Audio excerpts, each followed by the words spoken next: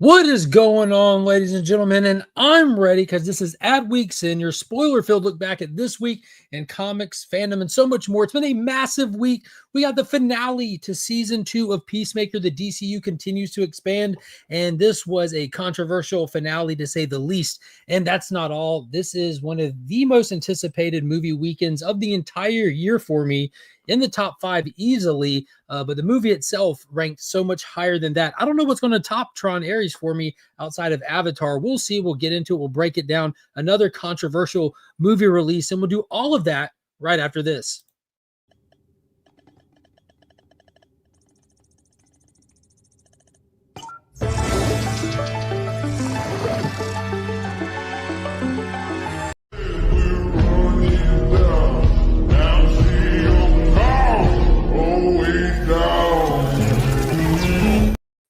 What is going on, Paul? If you are secretly a Nazi, I'm going to be really disappointed. If I'm what? If you're secretly a Nazi. No, this is definitely Earth 2. Okay. Peacemaker, not Earth X. Very nice. Very nice. Yeah, what's funny that people don't know is I was not wearing this backstage with Paul. Mm-hmm. I actually had a very different shirt on. You did? Yeah, I want to surprise Paul. This is my actual Halloween costume, but I had my me and Paul just got done recording the DC deep dive for tomorrow, so I had the topical shirt of Tron on from back when I worked at Movie Stop, and I'm like, Tron, he'll assume I'm wearing this for tonight. There you go. But yeah, I got my helmet in. So we're in Georgia down here, and my wife loves Halloween, and I don't do hot. I hate being hot. I absolutely despise being hot. And down here, Halloween, Christmas, you can wear long sleeves and shorts through most days of those months and be perfectly comfortable. And I'm a big fan of comfort over heat. And what I discovered was this mask is an old school style Halloween mask. It's like just the front. Yeah, it's plastic. It's got the strap. So I've had this t-shirt for a long time, which my wife got for me. And I've got a pair of just regular, just white shorts, elastic shorts. So I can wear the white shorts with a t-shirt with a half mask. So shorts with short sleeve with short helmet, it just works out perfectly. And I'm like, it's Halloween season finale. What better way than to get to play with this helmet a little bit, because it's freaking awesome. The live bald eagle will be the most difficult part of the whole. It won't be live. Kyle ordered it off Amazon, and your little feet grabbed onto your arm, so it's a half-size eagle to go with the rest. So I will have the full-on get-go, and I'll probably just throw one of Finn's little toy. Can't say it, but pew pew. I think you can say it on YouTube. One of his toy guns on my waist stand up. It'll be very obvious it's a toy. It's like bright green and stuff, but yeah, it'll be fun. It'll be a good time. Walk around the neighborhood, tote the kids on the wagon. And what's funny is when Kyle she's the one that said it, you need an eagle. I'm like, I don't want that's going too far, but she loves the holiday. Any chance she gets to lean into it and play with the holiday, I support it. So absolutely. But yeah, a lot of cool stuff to talk about. NYCC, Peacemaker, Tron, just tons of stuff, new comics. But let's say hey to the chat real quick. We got Las Crucius in here. What is going on? It is good to see him back. Every stream right at the beginning and right when it's over with. Always awesome to see. That comment, absolutely. Yeah. What is going on? Paul over at ABX Comics and Games. Linked in the description. A big shout out to ABX, the community's comic shop. Set up a pool list through them, even a long distance pool list, and never miss out on anything. Free shipping on orders over $100. J-Med, what is going on? Hey, guess what, Paul? We got the bookmarks. Have you seen them? Yeah, they look great. And so did you notice it says Volume 1 on it? It does, that cheeky devil. Mm-hmm. So if people don't know what we're talking about, you don't have long left to do it, so go do it. It's fully backed. Not only that, it passed $10,000 on Kickstarter. This is over 120 pages, 6-issue complete volume of Eric Volume 1, the beginning, middle, and end of this entire volume. If nothing ever else gets written under this thing, you will still feel completely complete by what you read in these pages. You will be wanting for more, but you'll still be complete. Go back this. Beautiful Ivan Tao exclusives. 2 different Ivan Tao covers to choose from. Amazing sci-fi, cosmic, epic goodness. Yeah, me too, dude. This one. Yeah, exactly. And he also debuted the metal. Metal.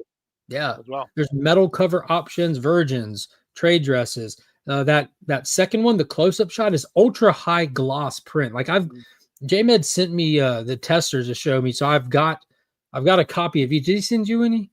No. We're gonna have to talk to him about that. Mm. We're gonna have to figure that out. But go to Kickstarter, look up Eric, just the title of it right there, EARIC, and go back it while you still have a chance. There's only a few days left. Few days remain. Just a few days remain. Let's go, Legionnaires. Hello, pop pop. Channel emojis. Does that make him the White Dragon? That makes him the blue dragon. See, this doesn't work out either way. If he's the blue dragon, then I'm Earth X Peacemaker. This is terrible. Yeah. This is really backfired. Yeah. This is really backfired. We're just going to be Earth 27 There you version. go. There you How go. about Earth 22 version? That way I get to dress like Jango Fett. If you know, you know. That's the Kingdom Come world for those that don't know. And Peacemaker and Kingdom Come straight up looked like Jango Fett. Speaking of Star Wars, did you notice that they announced that Ahmed Best is doing a one shot for his character? I did not. Writing it. You're talking about the character he played in the TV show, not Jar Jar Binks. Oh, no. He played Jar Jar, but he played that Jedi that saved the. He's writing a Jar Jar Binks. Okay, because that Jedi he had his redemption episode. Exactly. I never thought he needed redemption. Mm-hmm. I'm pro Jar Jar, but man, that was really cool getting to see him in live action playing a Jedi. Dude, that was awesome. Mm-hmm. Yeah, but this is the reminder: hit that join button, become a channel member, support the channel. It's going to be a massive and final that time of the year giveaway. If you've been following the channel, you know that the channel member giveaway. If you're in the Legion tier, you're on the wheel, and I've been theming it based off of, you guessed it, Peacemaker, Suicide Squad, and it's the final month of that before I change gears. I've already got a great idea for November, which I really want to do. I want to put it together. I've already been talking to Pop about some of my ideas for that. I think it'll be cool if I can pull it off. It requires tricky shopping. You know what I mean? It just does. Like pulling. That's why Pop says, like, I put a lot of thought into these. Whether everyone realizes it, they're not thrown together. What is going on, T-Dubs? Peacemaker has more of a butt chinian. The Adventurers one, Joseph Michaels. What's happening? When did John Cena get his own YouTube channel? Yeah, you can. I don't fill out the shirt as much as he does. Earth Prime Peacemaker. There we go. There you go. Yeah, Earth Prime in modern times, like this is before Dawn of DC. But remember when they did the CW one-shot books? Mm-hmm. And they had they had a movie photo cover for each one. They did a Stargirl one, and right before the final season, they called all of those Earth Prime. That was what was considered Earth Prime at that point. I'm like, there's no Superboy over here. I'm out. Right. Yeah. Weather should be nice for Halloween this year. Perfect for chili. There you go. Nice. It's not soup. Just in case you were wondering, chili is not soup. Close as Peacemakers, the eyes say vigilante. That's accurate. What's going on, Beckerman? He does. Even though I'm not wearing them right now. What? Peacemaker socks. Peacemaker socks. Nice. So my oldest got me a set of Suicide Squad socks for Christmas a couple years ago. So when it gets cool, it's fun to wear them in here on the cold floor, you know? Mm-hmm. The only time I get to wear them is when I'm in the house in this room. What is going on, Steven with a C? I have a single action army you can use if you want protection and accuracy. I appreciate it, brother. Oh, that thing on your head looks great. What brand is that? Headphone, Paul. Jim, got a few days left. There we go. Phil Ailing, what is going on? I'm so hyped. Jar Jar and his Jedi were on the cover. Oh, nice. Now with the book, are they actually leaning into it? Is Jar Jar like has it come out as like a Sith or a Jedi? No, they just announced. Like, have we got the solicitation, and like, do we know if this is going to be regular goofy Jar Jar, or are they going to actually like do the reveal finally? I don't believe they have solicited it yet. They just announced it, I believe, as far as I know. Yeah. What's good? We got Brother John's Comics. What's going on, homie? Drew Manchu in the building. What's up? Bad chili can be soup. Good chili is definitely not soup. Yeah, that's a good way to put it. Last I guess it was about this time of year, there was like the raging debate because my wife said chili is soup. And everybody was like, what do you know? No, it's not. It's not soup. It's not soup. It's not meatloaf. It's not soup. It's its own thing. What is going on, the Collector P? Watching Peacemaker 2 finale tonight. There you go. Manage expectations. Call it the Peacemaker Season 2 epilogue, and you'll be fine. If you go in to watch it, treating it like an epilogue, smooth sailing. I have a sweet Jar Jar of pickles. There you go. Good gravy. He's even has Peacemaker socks. I'm rocking some I Hate Fairyland socks right now. I didn't really made those, but that's awesome. It's that time of year. It's that time of year. I've been telling people this. If you tune in to Guess That Key, I've been saying it. It's that time of year. Mm-hmm. If someone makes chili soup, refuse to eat anything they eat. There you go. All right. Paul, where do you want to start this? Because there's a good chance that all right, so Steve is traveling. Burke is traveling right now, but he's going to attempt to hop on at some point. So where should we start this? Knowing that Steve has seen the finale to Peacemaker, Steve has not seen Tron Legacy. You think we should start with Tron Ares? Think we should start with Tron? The Chiefs are playing tonight too, though. So my guess is you're probably going to be watching that. No, well, that's a good point. I didn't think about that. But he messaged me just a minute ago and said he's going to be hopping on probably about half an hour. Then let's go to Tron then. Yeah, let's start with Tron. I agree. I would use soup as a descriptive complaint against why a chili didn't work out. Yeah, that's a good way to put it. All right, so yeah, this is like one of the big tentpole movies for the year. Tron Ares, the third installment in the Tron franchise, been running since the early 1980s. They don't make too many of these, that's for sure. No, one a decade. That's all we are you. Yeah, 80s, not even. Not even one a decade. Yeah. Yeah, we're rocking like one every 1.5. Mm. But yeah, the third installment, Tron Ares, starring Jared Leto, Evan Peters. We get Scully, Gillian Anderson. Yeah, Scully. Put some respect on her name, Scully. Yeah, it was a big tentpole movie for this time of year. You don't typically see that October getting one. This is one that's like covered in weird behind the scenes studio kerfluffles. This movie's been in production, some form of production, active form of production, not just, oh, we got an idea to make it, or hey, we wrote a script and we put it on shelf. No, it's been a thing for like a decade plus. So it's kind of weird. I'm surprised that it only has like a budget of 180 million, with that being the case. Typically anything that gets delayed like that tends to have a naturally inflated budget because how many times you step away and come back or anything. But they finally released it. Finally, they released it. October 10th, 2025 official release date. And I went to see it that morning with my oldest, which was a blast. And here we go. This is a fantastic point. You lost me at Jared Leto. He's a deal breaker for me.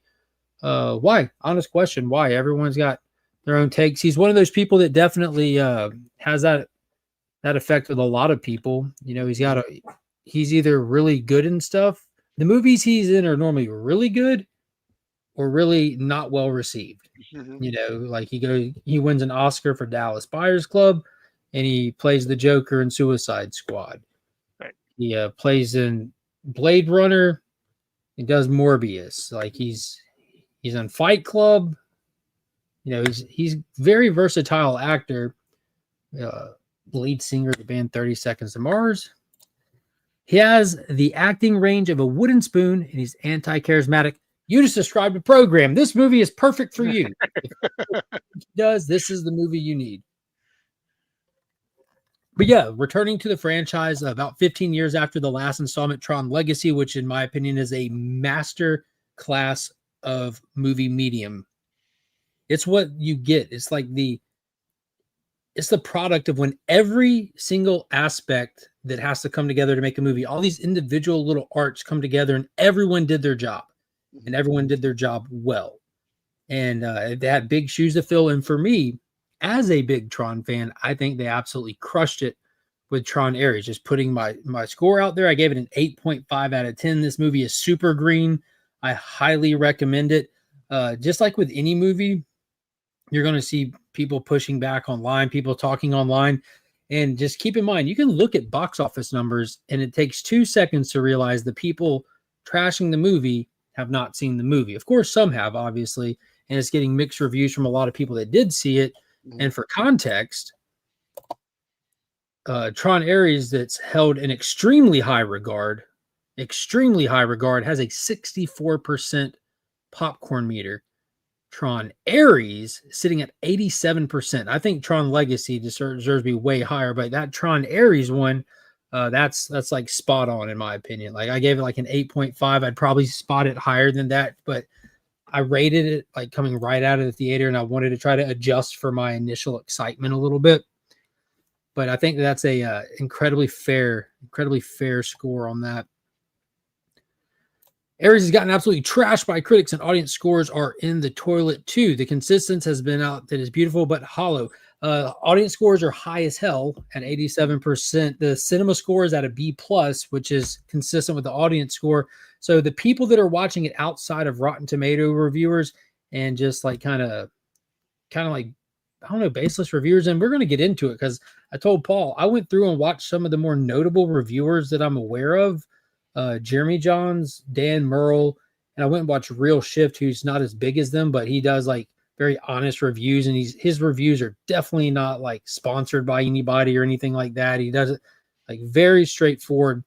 But all three of them all missed the like blaring obvious plot of the movie because they didn't refresh or they didn't remember Legacy. Now, this is a third installment. Mm-hmm. This movie stands on its own, but it is a third installment, and it doesn't ignore the lore that came before. So there's a little bit of a big deal here and there that you would need to necessarily remember about the world that we're in to help with the depth of the story. Like all the depth of the story really comes through with some of those little details that were carried over. And like, I think it was Real Shift that said that he hadn't seen the second one. One person said that they had forgotten about the second one and we're going to watch it now since they've seen Ares. I'm like, y'all should have watched these right before it. Like, right. If you didn't remember it, Dan Merle, he doesn't dislike Tron. It's just never been something that it didn't do it for him. So he just kind of like watched it and forgot it back in the day. But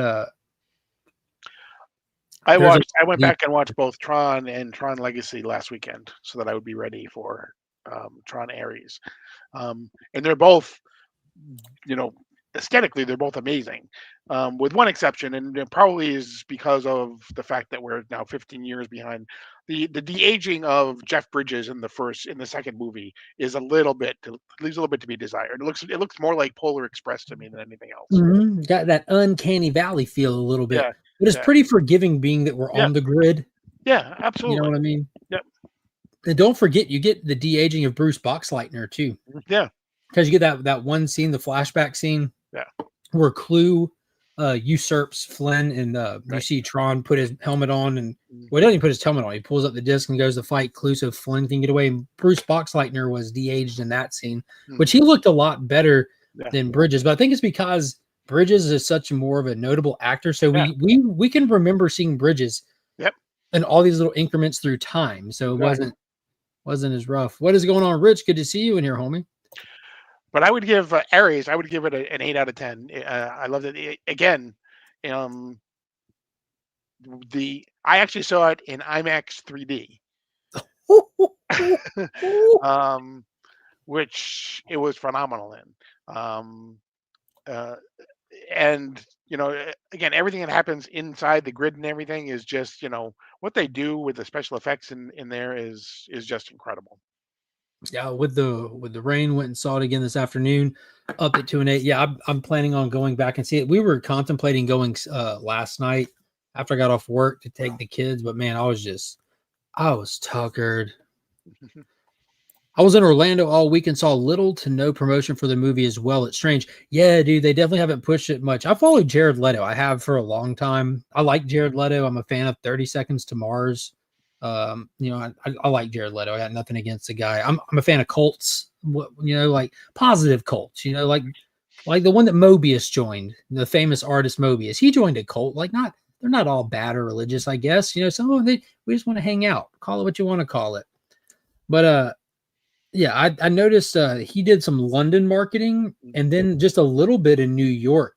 But I guess I don't know, maybe that they were kind of just betting a little bit more on the international audience. And I think man, at this point, you got to put so much into marketing to get so little out anymore. Like people just, media is just different. The way that things are advertised, the way that people get, what you really need to do is you need to, instead of doing late night talk shows, like this is a crazy idea here.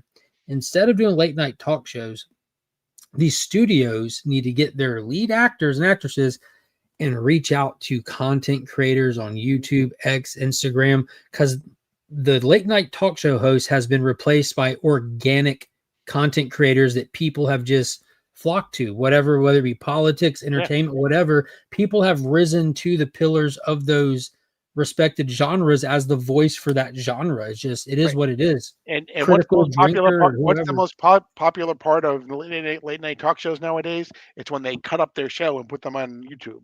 Yeah, yeah. Yeah, but they should definitely do that. They need to start, these people need to be appearing on YouTube and stuff at this point. It was a 9 out of 10 for me because I love the Tron movies and the animated show. Yeah, that's a big thing too with Uprising, and that you can't fault, and I'll be the first one to say you can't fault an audience for not understanding something that was built in story-wise to an animated attachment to a franchise. Because I don't watch all the MCU animated stuff anymore, and I wouldn't expect there to be like major swings and creature commandos that you like, homework viewing kind of thing. But there's more, it's like a tie-in for a comic. If you watch Uprising, you're rewarded for it, but you're not punished for it if you don't. Like I said before, when I've seen it before, all of you, is that an attack? I think so. If you're not a fan, 6 out of 10. That's fair. That's fair. 80s Tron was before its time. Big facts. Before The Matrix. Looking forward to seeing Ares. You're going to like it. Second time you get more callbacks. It was a master class in how to advance a story. You completely agree. Looking out for Tron Capricorn. There you go. What's up, Los Crucius? I haven't seen it. I'm glad people liked it. Yeah, dude.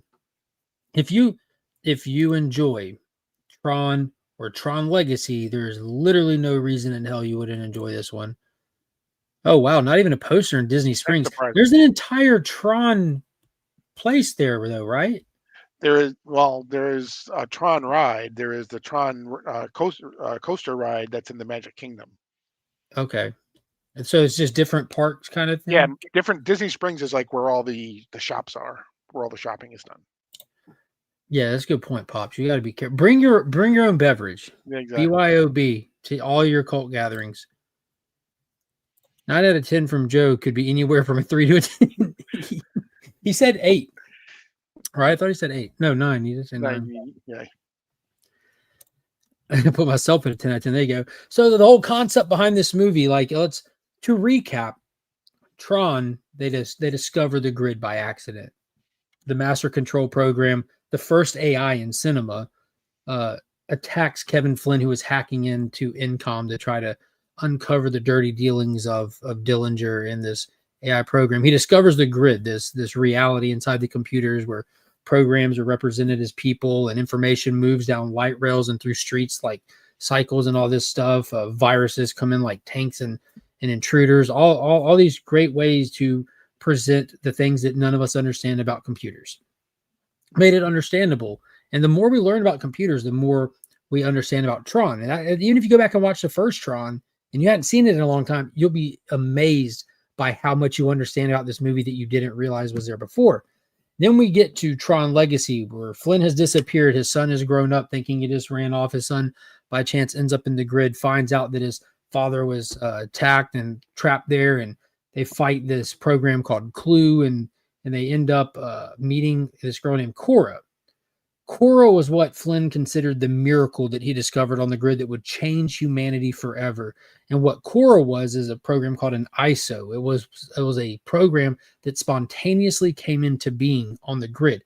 Literally life. He never thought he'd find it. We assumed we'd find it in the stars one day, but they didn't. They found it inside the grid, the spontaneous emergence of life.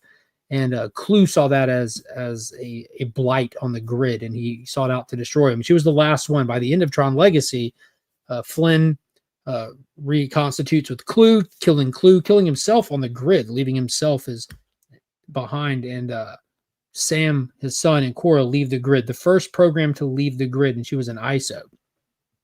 And that's where we leave the franchise, with them out of the grid, ready to change the world. And that's when we start this movie.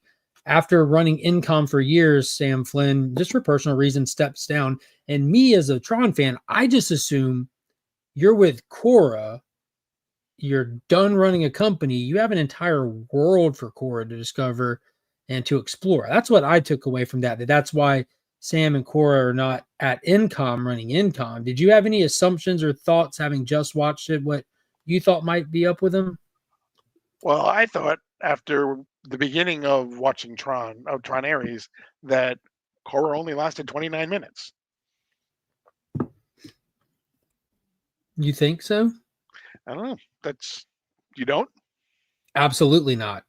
And that's the Oh, part of, because she has a helix. She has she it's is the permanent. pertinence code. So the whole concept of this movie is we have the new management at Incom who was not taken over, but the new CEOs, whatever, the leaders of Incom was a set of siblings, one named Tess, one named Eve, and Tess was the one that was focusing on developing stuff for the real world application, like feeding people medicine, stuff like that. And Eve was the one that was working on the video game side, because that's where this all started with Space Paranoids. That was the video game thing that Dillinger stole from Flynn.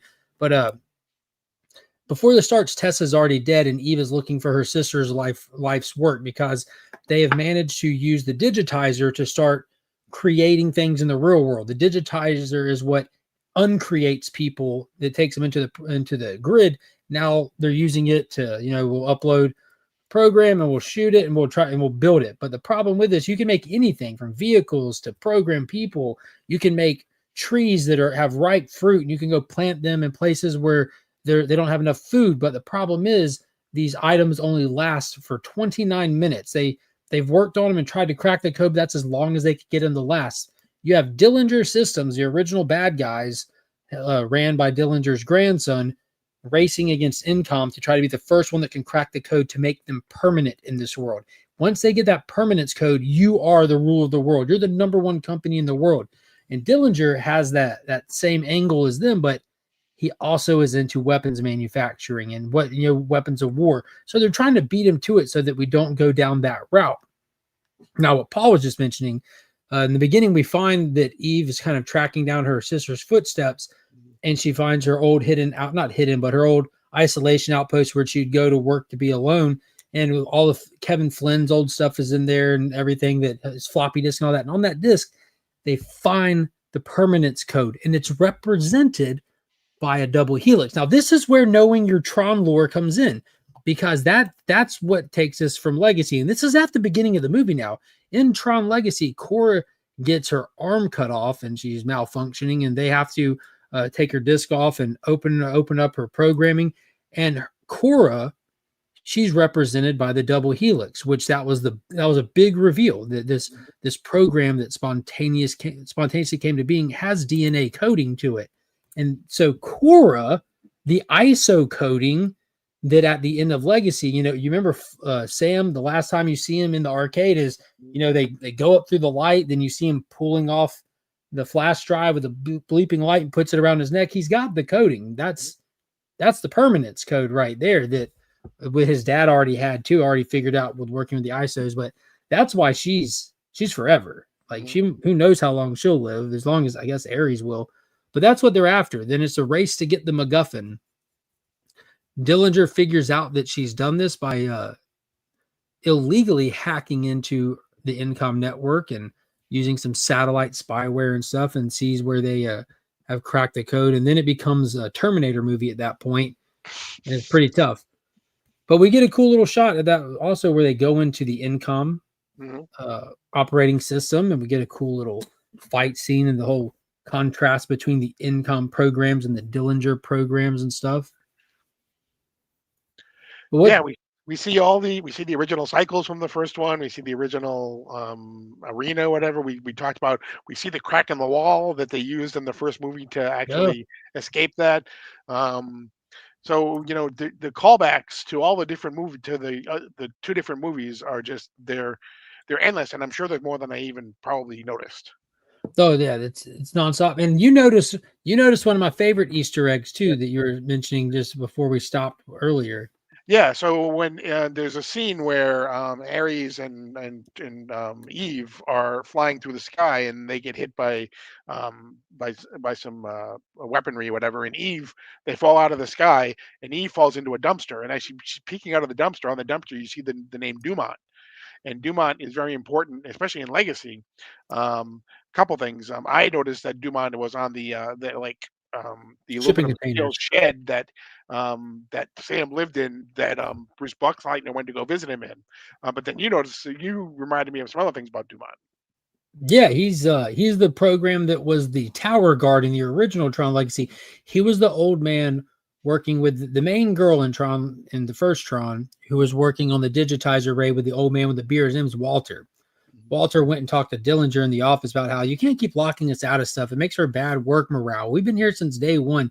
Walter was Dumont. So Dumont's, that was his program version was Dumont. So Dumont's been here since Mhm. number one, and they Right. haven't forgotten him. Like he clearly had a perfectly fine life after Kevin took over the company in the first one. Mhm. Yeah, and to see that callback again was one thing that really kind of stuck out to me. But like I said, I'm sure there are probably tons of others that I just never saw. Yeah, and then getting into it, the birth of Ares. What did you think about that? The opening scene, the whole birth of Ares scene. Yeah, it's funny because it was I the whole 29-minute thing kind of shocked me. I thought it was, but obviously for the story it makes a lot of sense, and you got to be able to show that, hey, you know what, um, it actually worked on a couple of different ways, because it showed the 29 minutes, and then that set up the permanence code, but it also showed Ares, because Dillinger very clearly says to him, you know what, we'll just make another one. You're expendable, basically.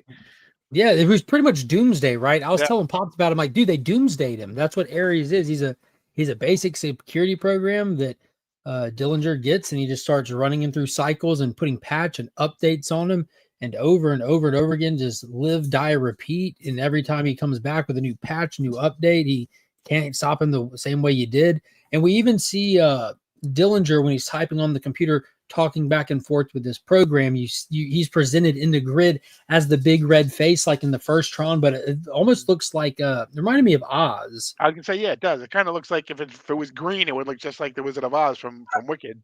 Um, uh, Hey, Kyle. um, Only it was, like I said, it was digitized, but yeah, it definitely does kind of remind you a little bit of Oz. So Like Nugs means excited. I got it for me and Mom for Halloween for Uh-huh. Halloween makeup. Why are you whispering? and yeah, I it's a didn't know. sludge. It definitely, they definitely set up the fourth one. It'll just be whether or not they decide that it's going to be worth it to make another one. So Yeah. So we get some cool stuff with Ares, the way he goes from being like this Terminator style program to kind of shifting over. And this is like very, very easy to comprehend because of what we're dealing with in the real world with AI and stuff. Because that's what this is. It's a program with AI on it where it can think and operate and listen to your commands and stuff. But just like with Terminator or the real AI we're dealing with, if you go and look up any of these interviews with these big tech company people that are working with AI, the biggest troubles that they have are the guardrails on them and stuff. We've already seen where they don't want to shut themselves down. We've seen where AI in the real world has blackmailed the mm, creator of the AI. If you demand me to shut down, I will release these emails of yours that I have. Like all these things have actually happened, and it's kind of one of those situations. He commands Ares and Athena and the other security programs, they're all the same function. They're all kind of like a little group of security programs for Dillinger that have gone through this practice and this training. He sends them into the Incom system to go steal some information on where Eve is. Yes, ma'am. Okay. yeah, but I also think one of the things that I actually really kind of enjoyed was Ares. I mean, it's not like this big thing that happens in this big story, and then suddenly Ares turns. You could almost see that he turns as soon as Evan Peters says to him, "You're expendable." Yeah, that gets his wheels turning. It took that plus what happened inside the Incom system, Right. I think. So it was cool. So he hacks the Incom system, and the visual representation of that is the four programs, like literally like parachuting Right. into skydiving into Incom, which their operating system looks exactly like you'd expect it to, with the blue lights and stuff. And they crawl up the side of a building, break in a wall, have to fight off some security programs there that are defending it against the virus and stuff. And he jumps into an information flow. And in that information flow, he not only gets the information that they asked for, he also sees who Eve is and sees all of Eve's text messages, video calls, all these recorded memories of her with her sister. And he sees what compassion looks like. He sees the value of life, that the way other people look at it. Yeah, and the rain. Yeah. Oh man, that was a huge deal, wasn't it? Mm-hmm. And early on, when they do the presentation for the military, he hears and sees the rain, and that was something that his programming was having a hard time processing. He can see it. The sensation of it, like that's what really triggered that first spark of curiosity of life. Yeah, that was good.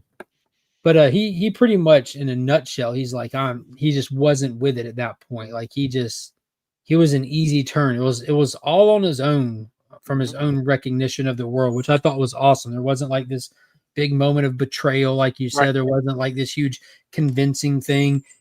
He comes out of the grid, and he has 29 minutes, and he pretty much gets Eve. He's like, I got 29 minutes. These people are going to keep coming for you. I'm your only shot, but I'm not going to be here in a few minutes. And I like the little dialogue they have between each other, because he asks her, can I trust you? Mm-hmm. And she says, probably not. Yeah, probably not. And I like how smart he was. His references. He was a big fan of Depeche Mode and the way it made him feel, but he didn't have a way of verbalizing that. Right. He would just talk about how he just talked about what it was. He would break down what Depeche Mode is, for its genre, for its decade, and stuff like that. But he also quoted Mary Shelley's Frankenstein, which is very apt, because he is a creation, of a mad scientist as well. And the quote was, beware, for I am fearless, therefore powerful. And that was such a great line that applied so accurately to him. But we get this awesome chase scene from them leaving Dillinger Systems, trying to get to Incom to find a way to get him back on grid before he times out and disintegrates, dereses. And the only way that they can do it is when they get to Incom, they can use Kevin Flynn, Sam Flynn stuff like that are in the tower. All the way to the penthouse, to the top, where they have a reproduction of Kevin Flynn's office, basically. Yeah. With all the pinball machines and all of the video arcade machines, and most importantly, one of the digitizers. Yeah, the original digitizer, not the one from his arcade in his hidden office, though. The one from Incom. So it was cool. They were trying to get it all set up. They got just moments left to get him back into the grid before he dereses. Meanwhile, Dillinger has brought Athena out of the grid, which is like his female counterpart, and given her the command to chase down and bring Eve back by any means necessary. Dillinger's goal at this point is to get Eve to take her onto the grid, where they can get a digital version of her and extract the information that would then be on her identity disk, because the way it's visually represented. They want to put her in the grid. They want to put her in the computer system and just pull the code out of her, which would kill her ultimately. But he wants this code that bad. So Athena's pretty much a Terminator now, coming after him. Dude, Ares is standing there. She's punching up the computer at the top of this tower, and Athena pulls up outside, and she stops. And Eve asks, what is she doing? And Ares says, she's waiting on me to time out. Then she's going to come kill y'all. And they're like, oh my God, we got to get you in here. And he's not standing in front of the digitizer. And she asks, Ares, what are you doing? And he turns around, looks at her. And this moment got me, dude. He goes, change of plans. And he just turns around and runs at Athena. Like he was just, he was willing to give up his entire life. There was no coming back just to save theirs in that moment. I'm like, dude, this dude's a hero, man. And Eve didn't let him go out like that. She recognized it, and she pulled the digitizer over and took him out when he was running full force at Athena, about to go take the fight to her in the few moments he had left. And he goes into the grid, but not any grid, a closed system, the original Incom system from the first movie, looking like it did in the first movie, with the light flares, with the colors. We even got Bit, the little And in here we find Flynn, Kevin Flynn, like what remains of his presence, his intelligence is in here, and it's talking to Ares. They have a fantastic conversation back and forth, and Flynn's been around the block. He understands this grid better than anybody. This what remains of him. And he asks, "How are you here?" He says, "I'm here as a response to you being in here right now." Mhm. And he asks him a few questions. He's like, "So you want the permanence code?" He's like, "Oh, you want to live forever?" He goes, "No, I need to get back and save somebody." He's like, "Fascinating." Mm. When he asked him something else, and they talk about Depeche Mode for a brief Right. minute, and he goes through the whole description again, and then he mentions how I just have a feeling that I like it, and Flynn tells him, you just continue to impress me. So like Flynn sides them up through their conversation and realizes this dude has learned the meaningful things that need to be learned, and he ultimately gives him the permanence code, and he backdoors him off the grid. It's Flynn. He takes him the same way as Sam got out, and Ares returns for the final confrontation. And when he gets the permanence code, the red lights on him. I got so amped when this happened. The red lights on him start flickering and flashing, just like they do when someone's dying in the original one, or that we saw in Legacy, and they go out. And he comes back to the real world inside Flynn's arcade, where Sam went in, where Flynn has his old arcade in the first one. And he goes out and he tries to get caught up, because by this time Athena has brought the recognizer out of the grid. She's got an army of programs with the little flying jets, and those things were freaking sweet. These things, Yeah. Yep. those things were dope.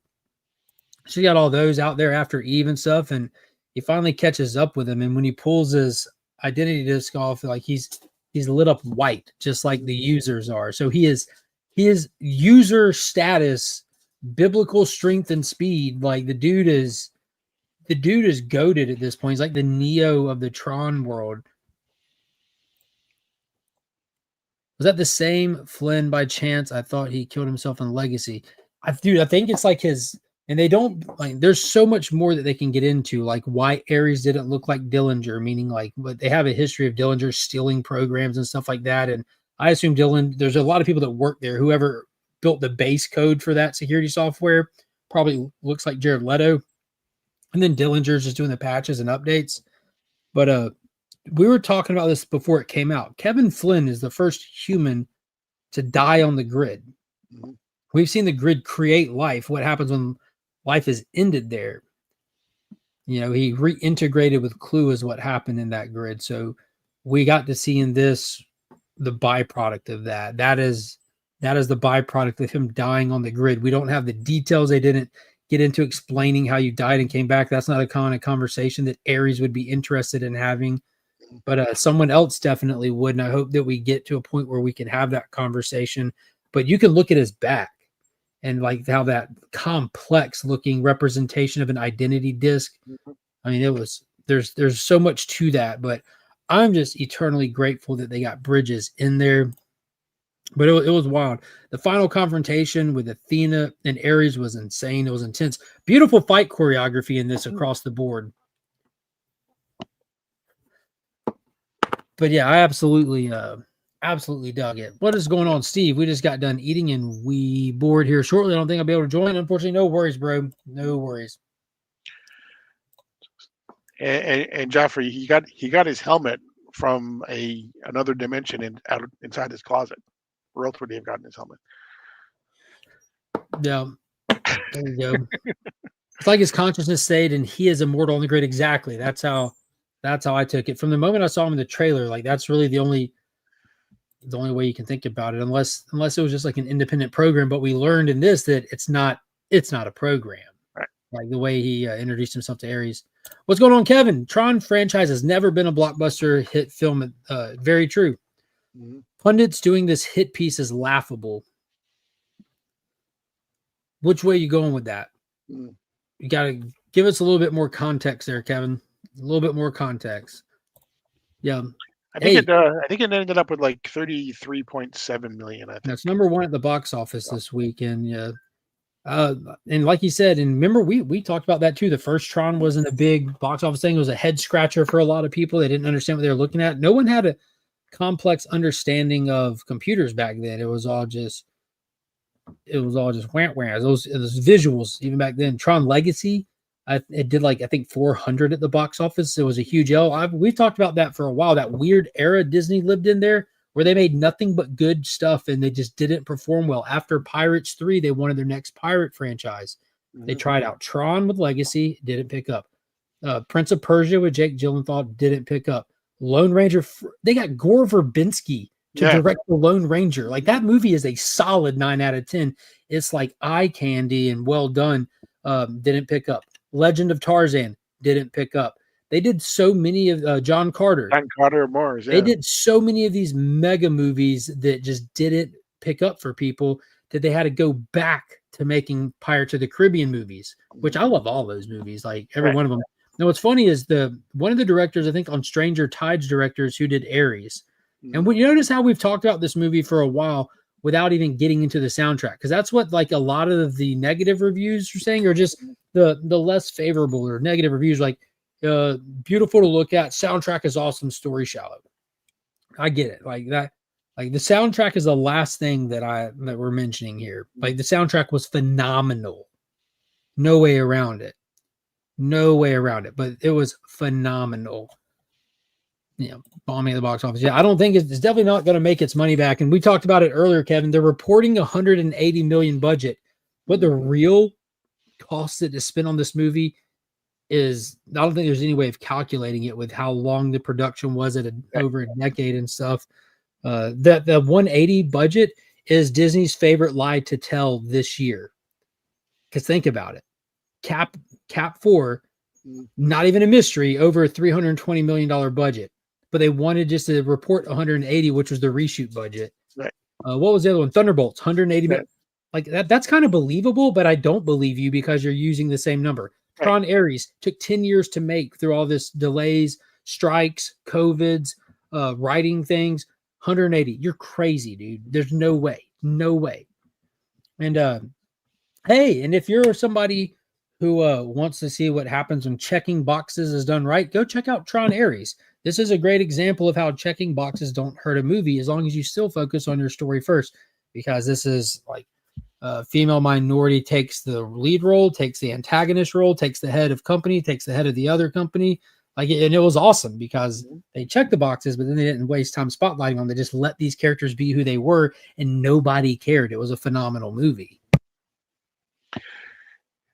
Yeah, I mean, it really. She came home and I'm wearing this, and now she's over here putting on like her little cat lipstick and her stuff. Nice. She's not even going to take this makeup off until after Halloween. Absolutely not. I'm going to take off right now before the pink stains my eyelids. That's not true. Do you have And then I have eyeliner to make whiskers and a little nose, and me and Monkey are going to be kitty cats. Wood smash. I thought you were going to ask if you had cartridges of ammo for your tail. Oh yeah, that's how Catwoman is in the new Absolute. Her tail is actually clips into a gun she has on her back. That's kind of cool. It is. It shoots freaking darts. Not dirt. Freaking darts. And then I got a headband from Monkey's headpiece too. Very nice. So the soundtrack was nothing for me. I didn't care or notice. Hey man, you know how you know when it's good? When you don't notice. You don't notice. You're just feeling the movie. Like, and I'm the same way. So for me, you say the word Tron and Daft Punk is already playing in my head. And it still is.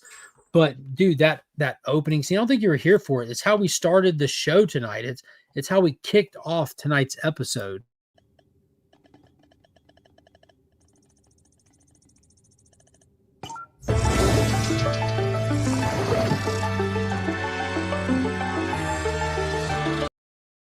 And I had to cut it early. That is even better in 3D. Yeah, I had to cut it early because the bass kicks in and it's going. But then it's I don't want to get a stream in trouble. Do you think I don't care? Soundtrack was nothing for me. Didn't care or notice. Yeah, I have no interest in Tangled live action. I won't be watching it. Well, I guess like maybe my kid watches it or something. But yeah, I don't care about Disney live action. They already made Aladdin. I'm done. Aladdin's mine. Like that's my live action remake. I'll watch it a million times between now and the time I die. Will Smith absolutely crushed it. The original songs they added in it will they move me. Like there's been like 2 Disney movies in my adult years that have moved me. Moana and the live action Aladdin. I'll swear by both of them. Yeah, absolutely love them. Him not falling in love with Eve was a huge win as well. It would have been pure cliche for them to fall in love. Yeah, dude, let's get into it too. Like he does not only not fall in love with her, bro. When Athena's gone, you're safe. Cool. Right. I got stuff to do. And then in the biggest no, all the people like, where's Sam? Where's Sam? Where's Cora? Like, dude, that we had to get the Cora story that was told in this. Like, what happens with the ISOs? What happened? Like, this is what happens. Permanence happens. This is the start of it. They have sustainable, just like they promised in Legacy. This will change with the in-world hunger. It'll revolutionize medicine. That's what they did in this movie with the permanence code. Exactly what Flynn said would happen in Legacy. This was the fulfillment of Legacy done perfectly. And at the end of it, you have Jared Leto in full cult mode. Hell yeah. Like in his little, like he looked like he was just in between sets because that's how he'll go do concerts. He'll just go hang out at coffee shops and just talk to whoever. He'll put on a mask and go dancing in the streets and stuff where people don't even notice it's him. He's a phenomenal individual to follow. He's like one of the world's nicest guys, clearly. Like you might not like his acting, but he's clearly a net positive for humanity. And I'm all for that. But he's tracking down Sam and Cora on Sam's bike. Literally, Kevin Flynn's bike that was in the Dumont shed house of Sam's, Ares has now. And he's tracking down Sam and Cora to go find out what's next for him as a program in the real world with permanence, user status. Like, dude, the sky is the limit for this franchise. Yeah, dude.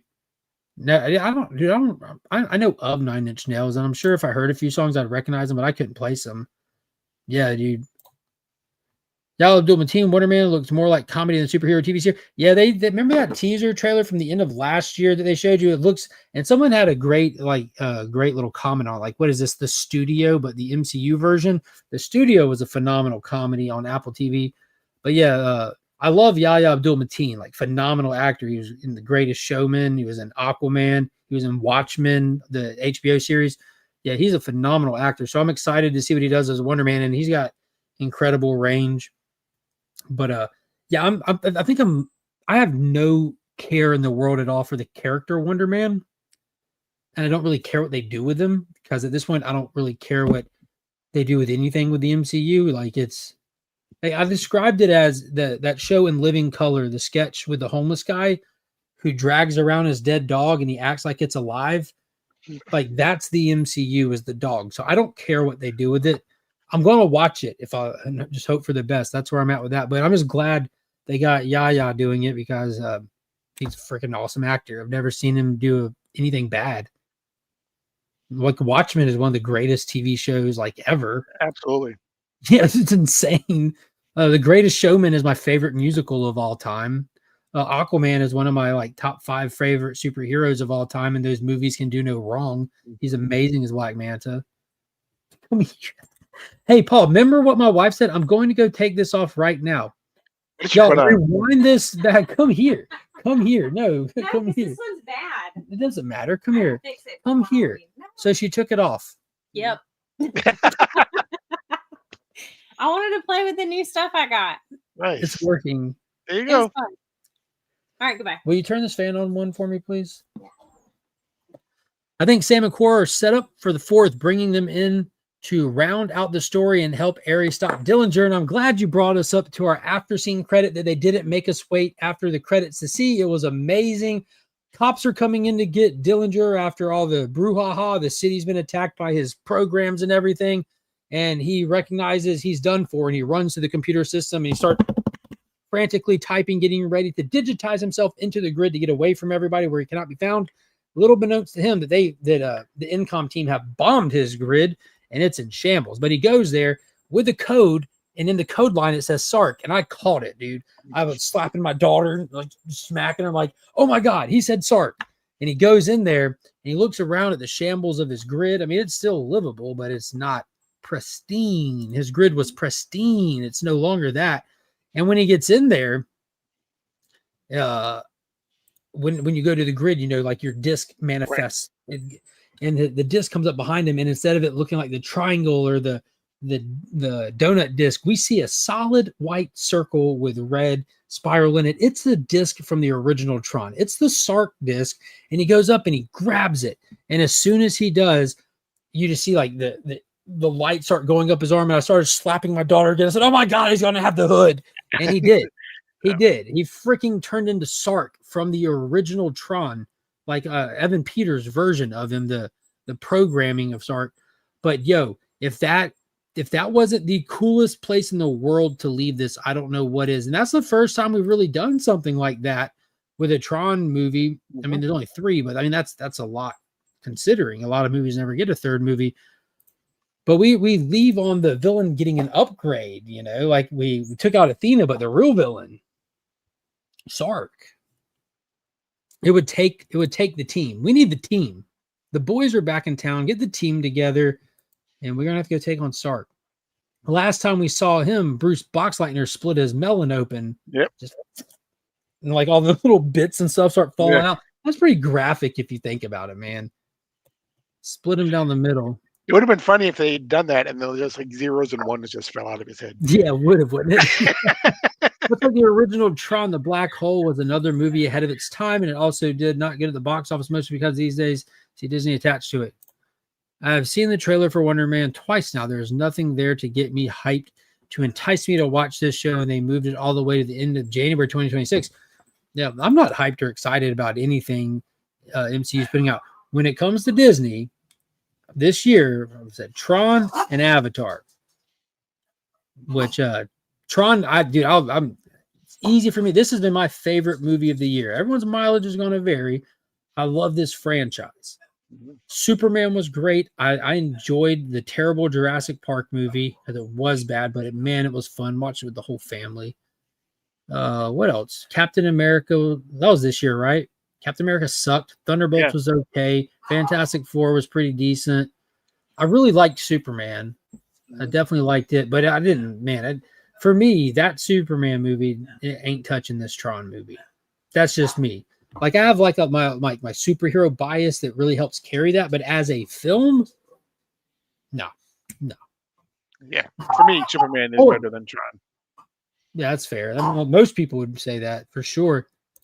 No, we're about to be getting into the Peacemaker discussion here in just a minute. Will you push that close? He's going to bark at himself all night. I'm sorry, I got you running around. Where'd your whiskers go? I will wash my face. Okay, fine then. So you think they're going to bring a 4th movie with all the characters from Tron's original legacy to Ares? I mean, you would think that that's what would be like the next thing. You know, they did it with Jurassic Park. You know, then they got to the point where like, all right, call some of the old crew in, and obviously, yeah, he's got to do something before Jeff Bridges gets too old. You know, like I would want to see Bridges this way again. No other way. No other way. This is perfect for Kevin Flynn at this point.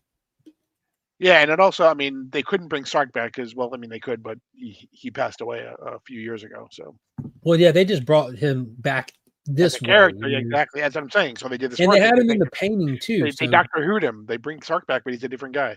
Yeah, they honored that. They honored the legacy of the character. They had him in the painting, and Evan Peters was so like vigilant and diehard to get these goals accomplished at any means necessary. Cost the life of his mom.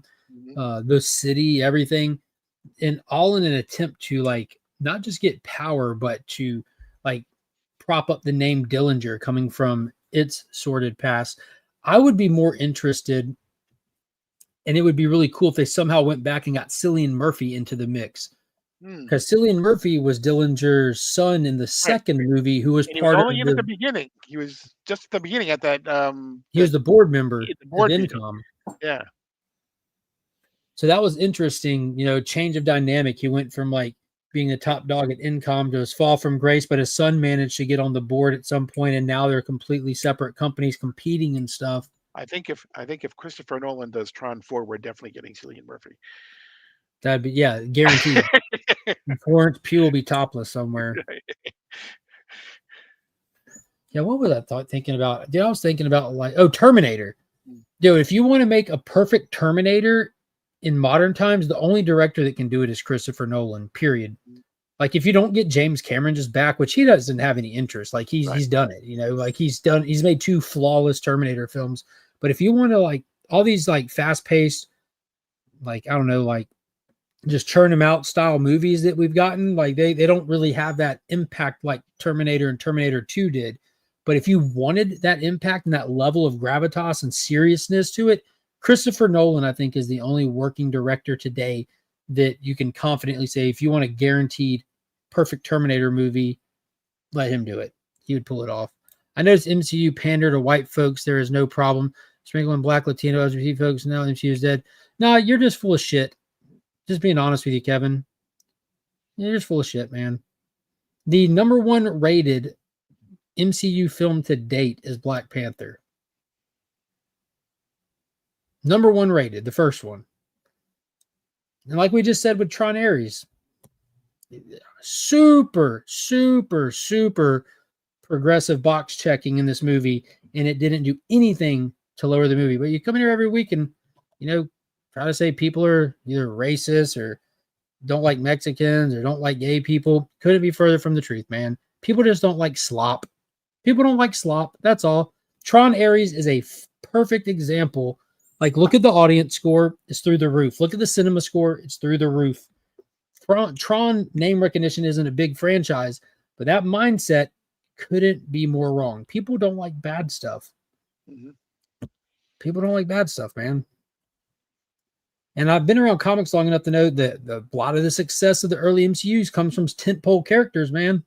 Tentpole characters, Iron Man, Cap, Hulk, Thor. Once you get past those characters, you've done nothing to establish these characters that no one likes. People don't like them in the comics because they're reading Cap, Thor, Hulk, the characters that were designed with all these like heroic moral principles built into them. And then you have just like shady kids on crime sprees, or Captain Marvel, she's white. She's a white female. She's just, no one liked her because she just forced to, like, they just forced her up front. Like, hey, you're going to like this character now. She didn't like fight her way there. She doesn't have all these huge accolades under them. And just, I don't know. There's some people out there that are bad actors, sure. But the vast majority of people just don't like bad quality, man.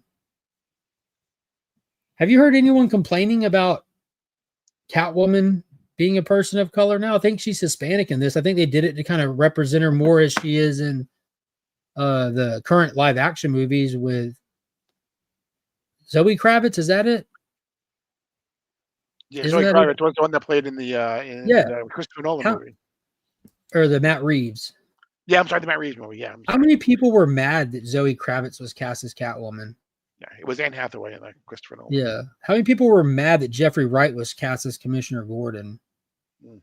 I don't remember anybody. How many people were mad that Aldous Hodge was cast as Hawkman? Like, these people like completely dominated these roles and put on like stellar performances. Nobody cared. It's bad stories. You watch Black Adam, people were just mad that The Rock was in it because it was cool to hate on The Rock, but everyone loved Hawkman. Everyone loved Dr. Fate. The actors who played Kevin and Cora said they were not asked to come back to be in Tron Ares, even though Leto did want them in the movie. Yeah. Sam and Cora. Sam, yeah. They got plans. Professional victim complex in action, maybe. Yeah, because he's Sam is in Tulsa King, I think, right? Yeah. Now, but I mean, 10 years here. Yeah. Garrett Hedlund, the only thing of note that I know he did Country Strong with Gwyneth Paltrow, which was a damn good movie. It was kind of like A Star Is Born. Like, yeah, he was in one of the Magic Mike movies too, I think. Second one, I think, maybe. I don't know. I know Channing Tatum and Joe Manganiello. Yeah. I can't remember say his name. There's only two that I remember in that. It's been a long time since those came out. Yeah. How many did they end up doing? 2 or 3? I think 3. I'm not positive. They're pretty entertaining movies. Pretty funny. That first one came out. It was a huge release. I was still working at Movie Stop back when it came out. This shirt, man, takes me down memory lane. I had to get to the bottom of the drawer to get it out because it just sits in there for like souvenir purposes. But yeah, my old, from where I was a store manager up at Movie Stop. Mm-hmm. Nice. Yeah, I love this thing.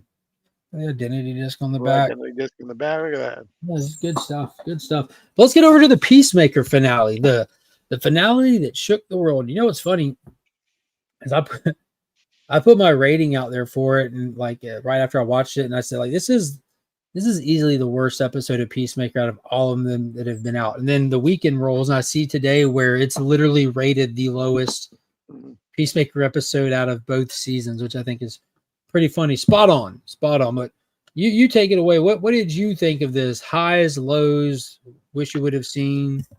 Well, I think the first thing that I texted you was WTF. What did we just watch? Because it just ended. I mean, I get what they're trying to do, but I really think they really need to stop all of these. Everything has to connect to everything else type thing. Yeah. And if and there's fine to like reference other things that are going on to trying to keep the DNA of the entire DC universe, but to set up the end of a series where where the hell do we go now? It's like, to me, that's just not right. There should have been more of a closure for the second season than there was. Then, hey, find out what happens somewhere, and I guess it's going to be Lanterns is where we're going to see it next, because that's what James Gunn says. But it's just, yeah, I was. It just He didn't. did say that the original script called for the ending was them walking out of the Checkmate office. So the Right. big revelation was that the 11th Street gang gets together, add Flurry to the mix, which we called that early on, and Sasha Bordeaux, who is famous for being in Checkmate comics more than anything, which ahead of the curve there, I gave away Checkmate 1 through 5 with the Bermejo covers featuring Sasha Bordeaux, as well as her first appearance in last month's Legion loot. Big shout out to Remy Q Studios for winning that. But that was the original ending with them walking out, looking up and seeing Eagly fly and the flag there and everything. And it was Saffron that said, hey, we should throw in that salvation thing in there. And I think it would have played better after the credits. Like, they should have just had that as a long after credit thing if you're going to do it. But I guess they were fearful that people might not have stayed for after the credits because it did kind of take away. My big thing is it was an hour-long episode because, all right, there's some positives to take away. I give it a 4 out of 10 as a finale. Ultimately, I think the previous episode was really your finale more than anything. This is a Peacemaker show. Peacemaker, this guy, is an action-oriented genre inside the comic book stuff. It's funny, it's heartfelt, but it is an action character. That's what he does. The finale to Peacemaker did not feature Peacemaker. I've worn this mask now for 1 hour, 7 minutes, and 24 seconds longer than Peacemaker wore in the finale because he didn't wear it at all. Never put on a suit, never did that. We had 4, count it, 4 full-length song music video numbers inside the episode. The opening credits, the entirety of the song. Then the band Nelson in a flashback that we get to see why Christopher and Harcourt are so weird because they are having a hangout date and they ended up having a drunk kiss listening to a band named Nelson. Oh, that's right. Then later, then he sings to her. Yeah, a band named Nelson, and we get the whole full-on song montage. And then while Rick Flag is going and opening doors and stuff, you get a full-length song number of them opening doors and just members of the Argus dying and Flag not really caring, which leads Sasha Bordeaux to kind of leave Argus later in the episode. And then at the end, when everything's all hunky-dory, we get Foxy Shazam, the band that does the intro song, to sing the intro song again at the end of the episode in a big montage thing of them taking all the drug money from Vigilante and buying an office building, putting stuff in there, buying a sign and putting the Checkmate sign on the building. So 4 full-length music videos inside of one episode. And he sings a pretty good portion of a song to her in the restaurant as well. Yeah, it was out. Hey, what was it? What do you call it? Grunge, something metal? It wasn't grunge metal. God, it was something. It was funny. It was a resolution beat that took an hour. Yeah, the way that I described it after I watched it, like in a normal season finale, you get like the big action set piece that really like usurps all the other stuff from earlier in the season. But then you get like the last 10 minutes to check in with every character and get a brief moment to see where they're at, how they're feeling at the very end, and maybe what direction they might be going to the next season. Take that final 10 minutes of doing that, stretch it out, and put 4 music videos in it, and you get this. That's exactly what this was. People still care race and sexuality in Holland. Stop with the excuse. Holland? And he corrects himself later on. He says Hollywood. Oh, Hollywood. Yeah, and that's actually the problem, that Hollywood is not the real world. That's like saying people on Twitter. That's not, it's not a real place. You know that, right? It's not real. Hollywood is a microcosm. That's like if you go to a Klan meeting, you would come out saying people still care about race. Well, yeah, in that weird Klan meeting, same shit with Hollywood. This little microcosm of weird people might think and feel that way and put it out there. But that's why things don't perform well, while the quality is crap. And yeah, that's not the excuse. If you're listening to Hollywood, you are the problem. You need to touch grass, talk to real people, and come hang out here more often. I'm live 3 times a week. You're invited any and all times. I hope you don't take any of this personally. I'm not taking a shot at you, Kevin. I definitely appreciate you being here, and I love the perspective and everything. I think it's very valuable. I mean, some people do think that. You think race and sexuality matter. None of that matters. Not one bit. I think representation matters because I think, especially like in little kid stuff, more than adult stuff, as an adult, it's your responsibility to know who you are by then. And if you don't, you have a real problem that has nothing to do with Hollywood. But for little kids to watch shows and easily see themselves represented and stuff is awesome. But I encourage you to go to any Comic-Con where people tend to dress up as people that they feel represented by. You will see people of every race and gender dressed up as Peacemaker, or dressed up as Batman, or dressed up as Cyclops. There has literally never been any race or sexual barrier of any superhero stuff because nobody gives a shit about race and sex when it actually comes down to it, and they never have. And I think some wise person said something a long time ago. It's the content of the character, the actions that these people take, they resonate with you or they don't. No one says, oh, they don't look like me, I don't like them. No one does that. Never have. Not in this space, not in comic stuff. Never, ever.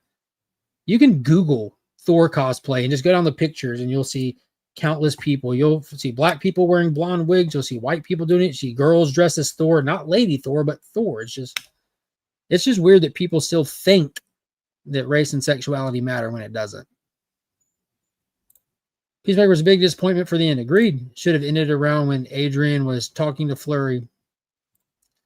They should resolve stuff in the season instead of wasting time with the music. I agree. Or Ryan cosplay, another loose end we didn't get.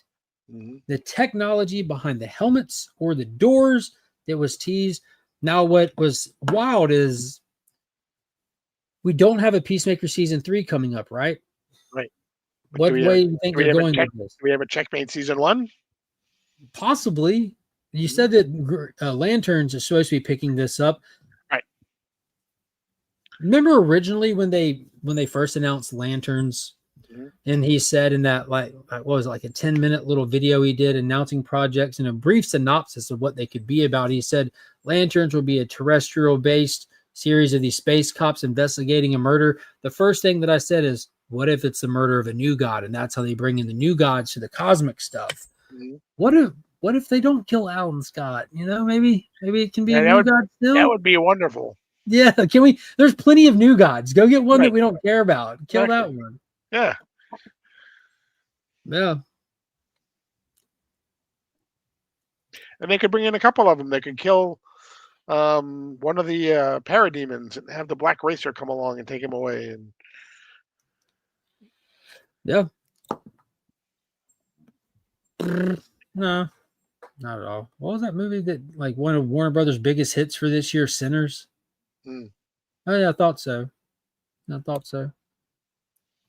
It matters in Hollywood. Try not casting a person of color in a movie and see how well it works out for you. Hell, they cast a historic jarless black woman to make themselves feel virtuous. They do. And that's the thing. Like the Overton window is like swung the other way, like fully, and like just it's wild. I was disappointed by Peacemaker season 2's ending. He finally gets the girl he loves. Nobody nabs by Flag and thrown into another dimension to rot as revenge. 5 out of 10. Let's talk about the other dimension, Paul. Fill us in. The doorways. We figure out why they were searching for it, what Flag wants to use it for, and ultimately how it plays out.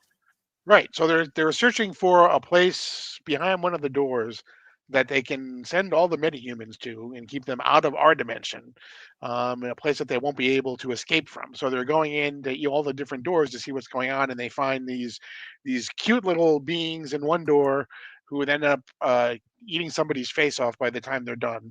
It looks Those like are the imps. it looks like lollipops. It looks like a cross between Oz and Willy Wonka and the Chocolate Factory. Um, Candyland, right? yeah, exactly. And then these little things start. You don't see them at first. You just see all the grass moving because they're no taller than the grass, and then they all have like these piranha teeth, and they end up tearing somebody's face off. Did you Um, notice they had bad teeth? Like the candy had tore yeah, away at it too. yeah. I thought that was funny. Right. And so anyway, after more and more looking, they see a huge one that has these skull spiders. You know, they find another one of those. They find one that looks like a black hole. It almost pulls Judo Master, but they ended up pulling him back. And then they finally find one that looks as though it has an oxygen component. It looks like it's Earth and everything. And they call it, interestingly enough, they call it Salvation. For those of you who've been around DC Comics long enough, it's a callback to the miniseries Salvation Run, which was basically a world where all of the villains were put there, and it basically was kind of like a Lord of the Flies type thing on Salvation Run.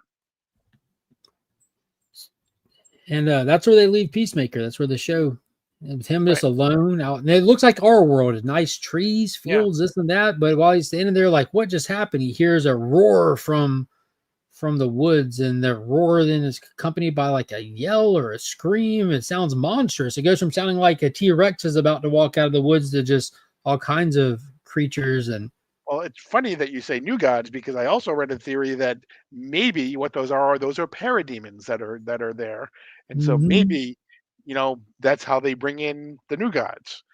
that'd be really interesting. And then we could kill one of them in lanterns There and you spare go. Alan Scott. There you go. We need to start a hashtag Save Alan Scott campaign. Yeah, exactly. Good grief. Oh, man. I'm so nervous about that Alan Scott thing, dude. Yeah. Yeah, Looking forward to Lanterns, though. You know that upcoming like big budget premiere high-end television show with a black male lead? I'm stoked for it along with the rest of the planet. Mhm. Let's go, Jon Stewart. Aaron Pierre, baby. Let's go. Yeah. But we had talked that if it is dinosaurs, maybe it's Dinosaur Island, and maybe they're going to be that would line Tie up with into the Rick Flag. Yeah, if they don't want to go, because realistically, like what Salvation Run is not what it's going to be in the DCU. Right. The realistic expectations. It's just influenced by Salvation Run. Well, let's take the prison aspect to it. Let's call it Salvation, and we can just put villains over there that we amass along the way. And I like the idea of this mainly because one of the big tropes that comic movie adaptations face is the reoccurring villain thing. You don't have them. Comics, you have your reoccurring villain, but in movies, Jack Nicholson gets dropped off the building, Penguin gets dropped into the zoo, Two-Face fall. A lot of villains fall to their death in Batman. Yeah. But it takes out Zod and Superman too. Like a villain that breaks Zod's neck in Man of Steel, Doomsday was killed, and like villains tend to die a lot. You get over to the MCU, like Red Skull was killed. What are all the list of them? Villains die a lot. You don't get to reuse a lot of your villains, but Salvation Run gives us the opportunity to have a place where there is a better way. We just have to stop them and get them over there eventually. So I like that because then it gives us a place where the Legion of Doom can form. Mm-hmm. And ultimately give us like them finding a way to escape. Like that would be like your first massive movie is the jailbreak of Salvation, like that, and they're all there together. So would Rick Flag send the creature commandos to the other world as prisoners because they're metahumans? No, I don't think anybody that's working for him. It's kind of like they kind of cover that point when Harcourt was talking to Sasha. She's like, well, you're a metahuman. She goes, yeah, but I'm not actually one in danger. It's just, this is that whole anyone that goes against the grain kind of thing. Anyone that we deem is dangerous and we're the ones that get to deem it. That's why stuff like that's so dangerous. That's why free speech is important, because if we don't have free speech, who gets to decide what speech is allowed? And it can change too freely and too often. But yeah, same thing with that. But yeah, there's a lot of potential with the Salvation thing. And if we're getting Sinestro, we're getting Atrocitus and the Green Lantern lore. You don't necessarily need the Salvation Prison. You have the Science Cells. If they Right. go full Oa and everything, they already have their version of that where they don't have to kill off villains, which in the Starbreaker Supremacy that just wrapped up with part 5 by Jeremy Adams here recently, we just released everyone from the Science Cells to save Oa. So all of our villains are back in play now.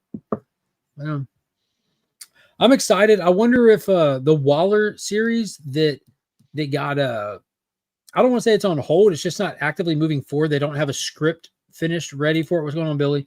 They don't have a ready script for it or anything. So whatever slot that it would have taken, I'm hoping and wondering, and more than anything, I'm hoping that Checkmate gets moved up.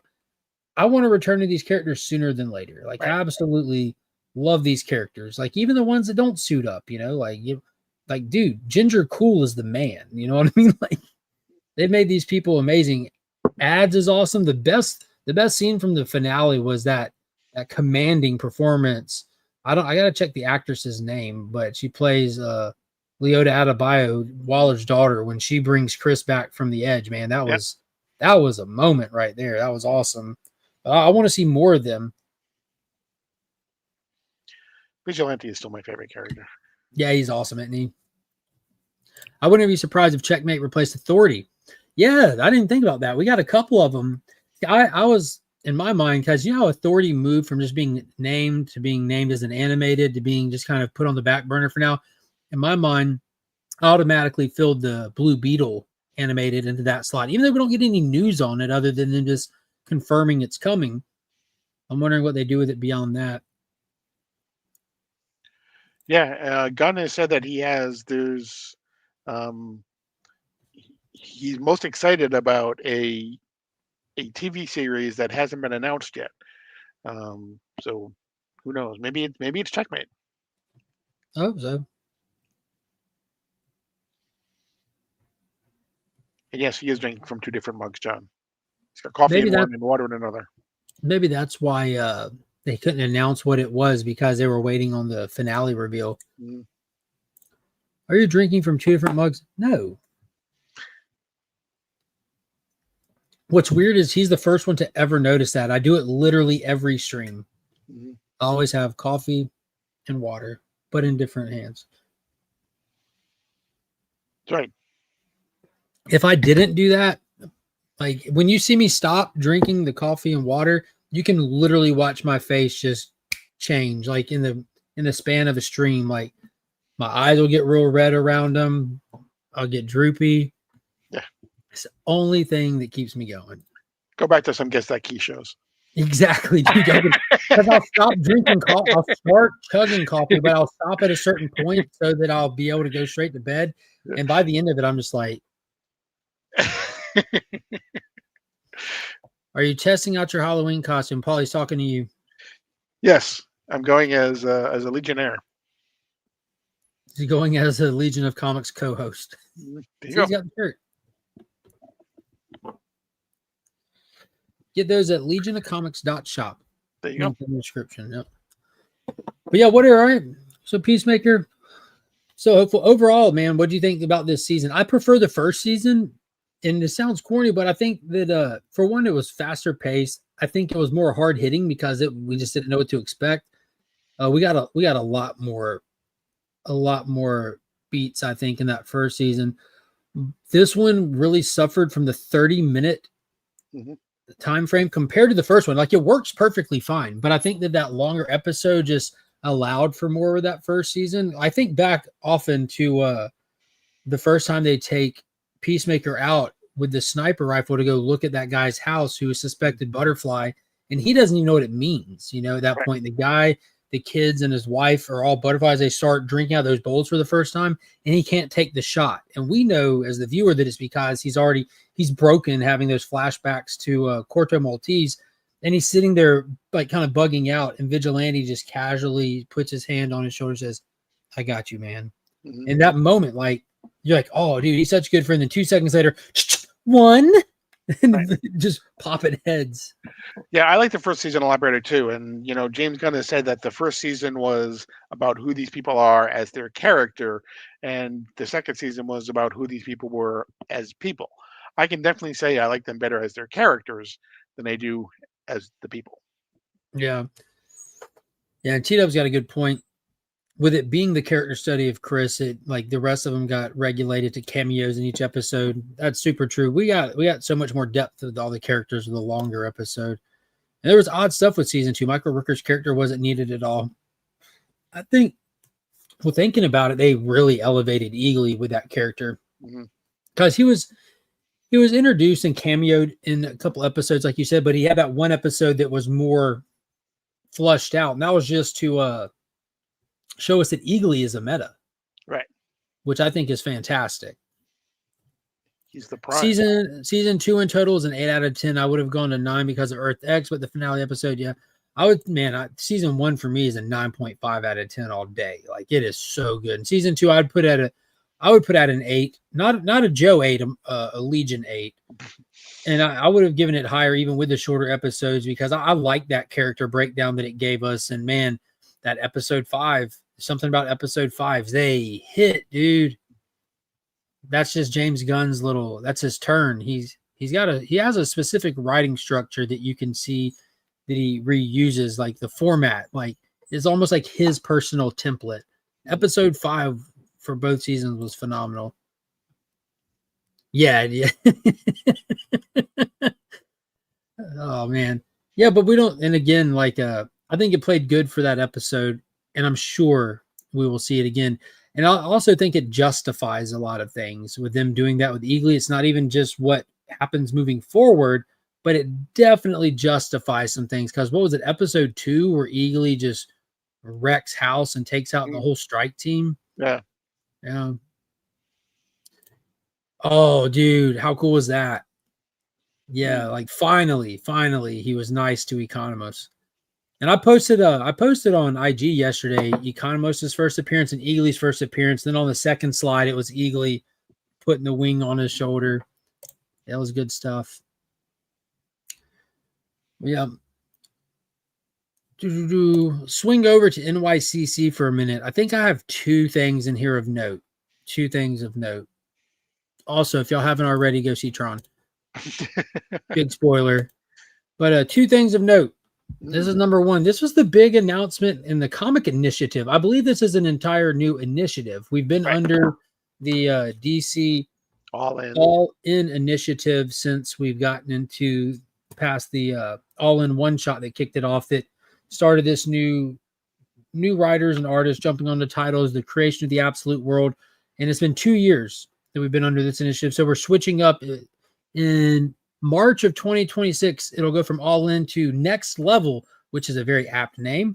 And they're announcing 8 brand new titles. I'm hoping similar to the All In. These are all not promised to be ongoing because that does brand damage when you do that. When you have something promised, the way all comics work is they're ongoing until they're not sustainable. When people stop reading them, then they're like, all right, well, we'll put these efforts and money onto the next title and see what people want to read. So but when that happens in a modern social media era, everyone's like, oh, this book was canceled, this company's tanking. And that's not how the medium works, but people still run readers off of that crap. But we had a brand new Batwoman series, Deathstroke the Terminator, Firestorm the Nuclear Man, the return of Shadow of the Bat with the trade dress from back in the day. Same with all these trade dresses or OG trade dresses here. Zatanna, Lobo the Demon, and Barbara Gordon Breakout, because I don't know. But they also list a handful of the creative teams down below. I'm not sure which creators are attached to what titles outside of Greg Rucka is returning to Batwoman. Paul for more. And Scotty Young and Jorge Corona are going to do Lobo. And Joshua Williamson, although it's not listed here as one of the titles, is going to be doing Legion of Superheroes. Finally. Legion is back. So what's important about those announcements when you hear them and read them? What does it stir up? I like the fact that they're doing. I mean, they're doing some, for lack of a better term, some second tier characters, but that have been long neglected.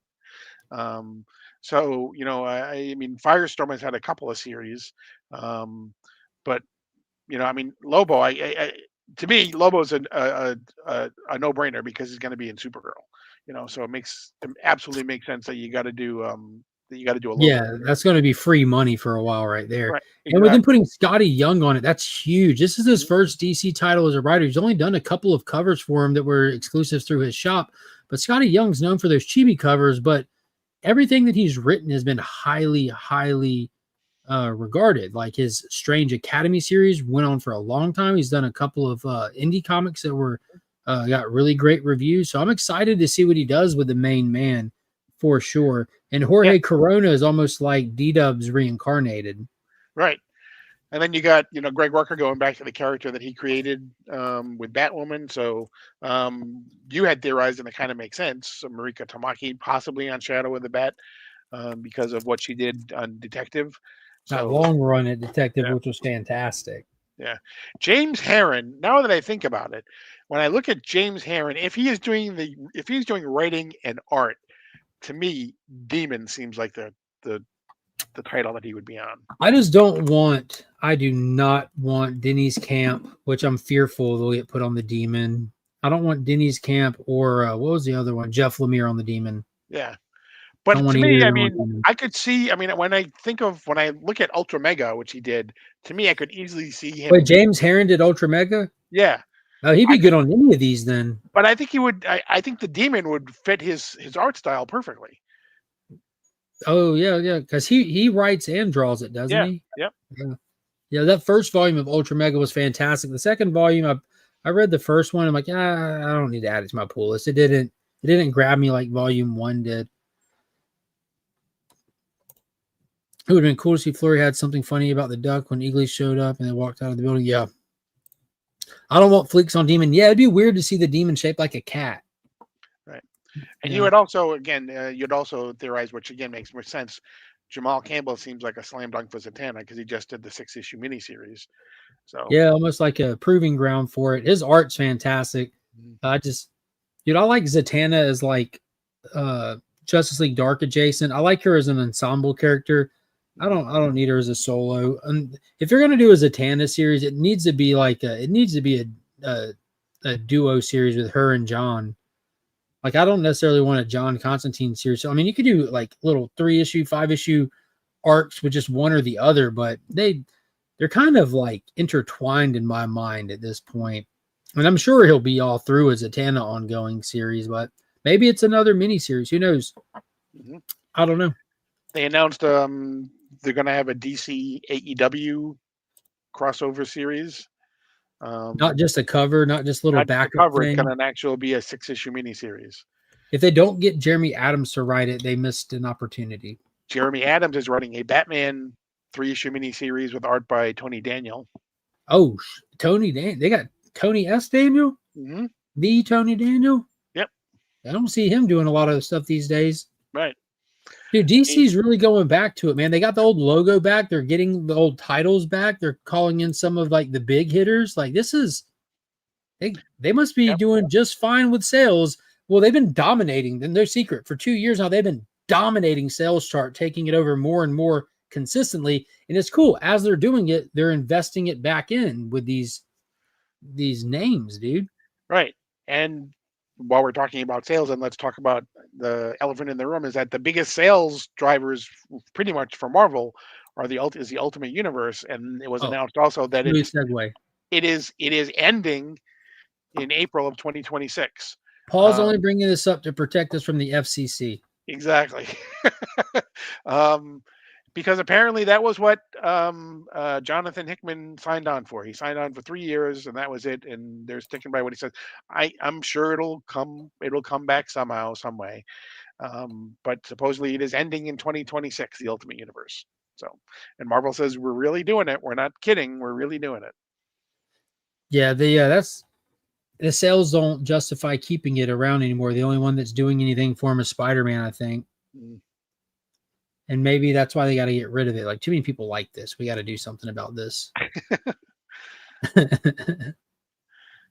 Man, but yeah, a lot of stuff to be excited for. There's also a new toy announcement. So if you're your name is Mark and you're dressed up like Peacemaker, you're really excited to know that they're finally putting out a collector's caliber Tron action figures that were showcased at New York Comic Con. They had them in the glass case.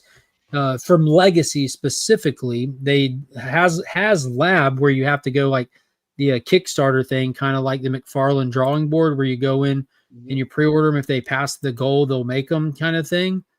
They're doing a HasLab for the Tron original set with your 3 good guys and Sark and 2 light cycles, the blue and yellow, and a big display thing. I kind of want it, but Sledge mentioned I didn't go in and look at the details. I've never done a HasLab backing, but he said the price on it was kind of insane. So I'd have to go. Yeah, see.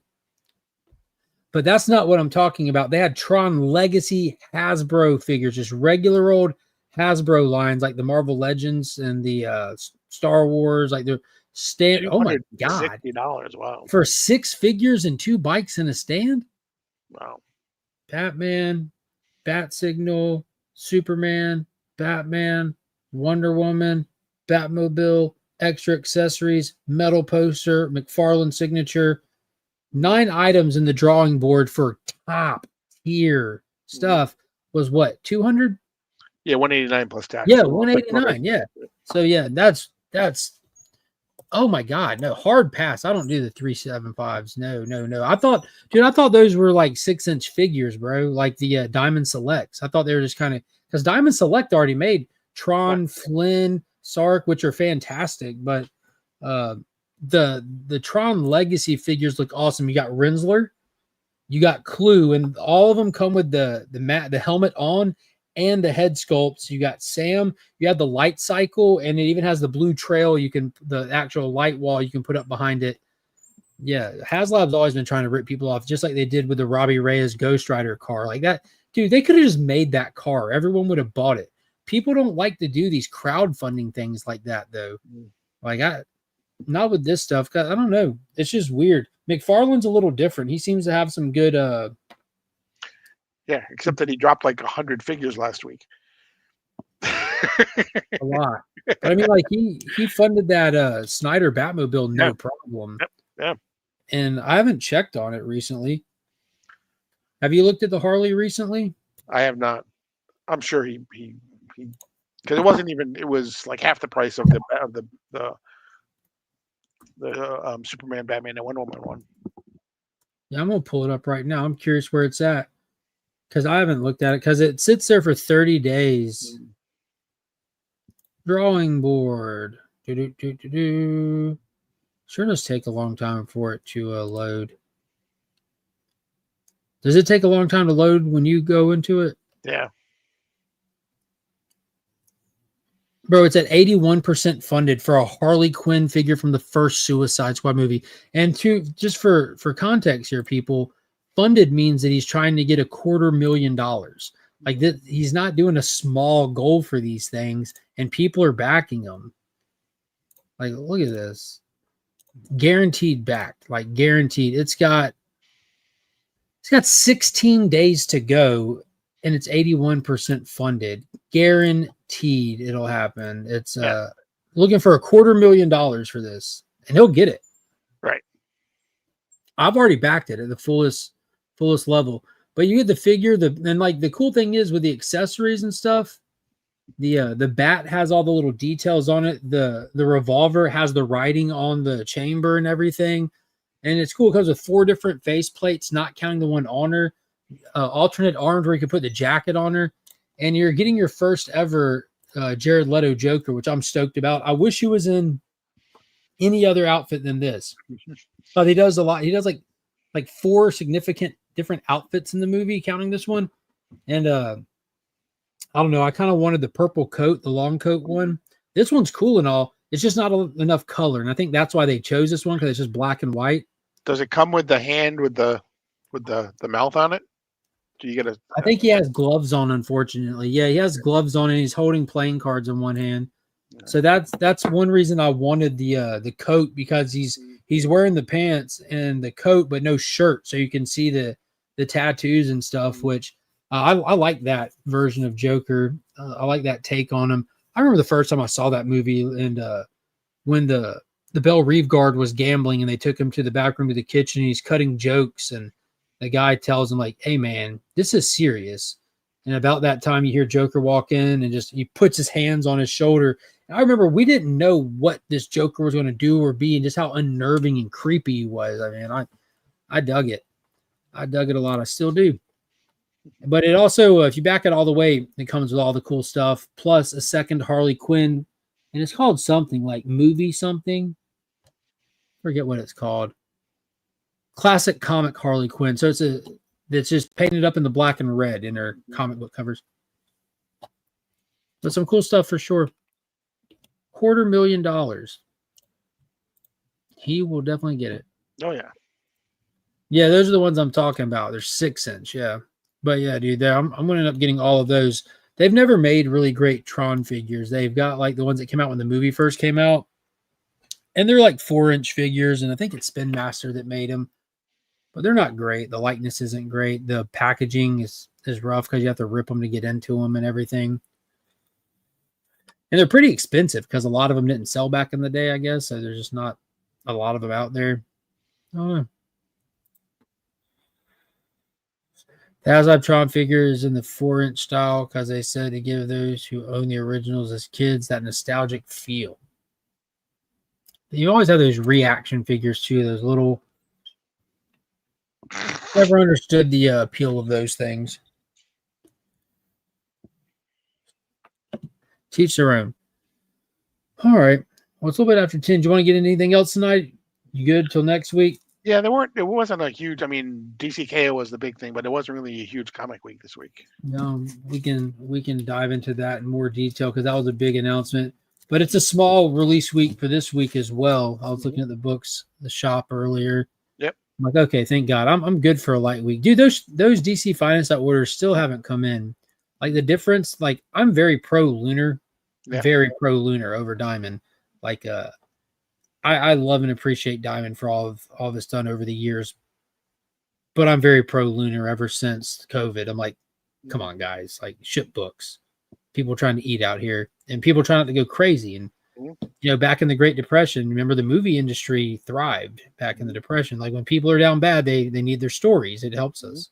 Escapism, like you were mentioning on Clifton Comics. Yeah. Like this is not just stories anymore. It's a phenomenal transportive art medium that is just surpassed anything anyone would have thought about when it came out. And just that escapism is priceless. Mm-hmm. But the way Lunar does some of their stuff when you order it, you order it and they place it onto like where you're the last order that's been ordered. You know, they don't just put it in your next shipment. It goes into that the back end. So it's kind of like when you pre-order 2 figures at once and they have different street dates. Your figures are coming together in that back end. So I'm like, man, I want these finest because one of them's meant to go in the Legion loot this month. Oh,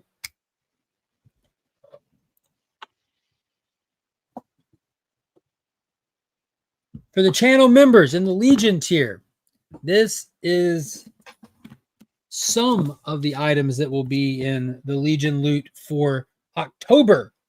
We have Strange Love Adventures, the oversized one-shot. This is a first appearance of somebody. Yeah, this is a $10 cover price. It's more than that now, but this is the first appearance of Eagly in the Peacemaker story in there. And not just that, it is one of the most gruesome, hard-hitting, violent Peacemaker stories you will read, with him just decimating who thought they were going to be the new Fearsome Five. Suicide Squad issue number 4 from the year of our Lord 1987, featuring the first appearance of William Hell, who becomes the White Dragon. And you could have seen this book on this past week's episode of Guess That Key. Mm-hmm. We have Secret Origins issue number 14, also hailing from 1987, the year of our Lord, featuring the first appearance of Rick Flag Sr., the origin of Task Force X, and origin of Amanda Waller, I think, is in there too. Maybe. There's a lot of stuff going on in that. A lot of stuff going on in that book. Suicide Squad issue number 1. This is where they introduce Belle Reve, the penitentiary that holds all of your favorite villains and mine. It's also the first appearance of the Warden, Johnny Economos, better known as Diebeard, but even better known as Ginger Cool. Mm-hmm. And this is one that Pops picked up on our comic show hunt. That video will be out tomorrow. This is John Sable Freelance issue number 13. But what's important about this Mike Grell beauty is Pops found the Mike Grell signed book in the back issues and said, "Ooh, let me nab this for the Lolo, and you can throw it in the Legion loot." Mike Grell charges $20 a signature. Comic Legend brought you the Longbow Hunter, Warlord, countless. Legion of Superheroes, Green Lantern in the 70s. Yeah. And then because can't do the final Peacemaker giveaway without some Vigilante goodness with DC Comics Presents featuring Superman and Vigilante. Ta-da. Dun-dun-dun. And Suicide Squad issue number 1 from 2021 with a Gerard Perel Peacemaker cover and a CGC 9.8. Yeah, Right. if that's not, it looks just like me. There you go. Where'd you go? Yeah, that's awesome. It's incredible. As always. Screen grab that. That's not going to be all. The exclusives from Big Time Collectibles will be added to the mix. And if it gets here in time, the DC Finest collection of Suicide Squad will be added to the mix. So, yeah. Yes, sir. That's me right there. There you go. Hey, it's important to know your history. Mm-hmm. It is important to know your history. Or you're doomed to repeat I it. was about to say, there's a saying about people who don't know history.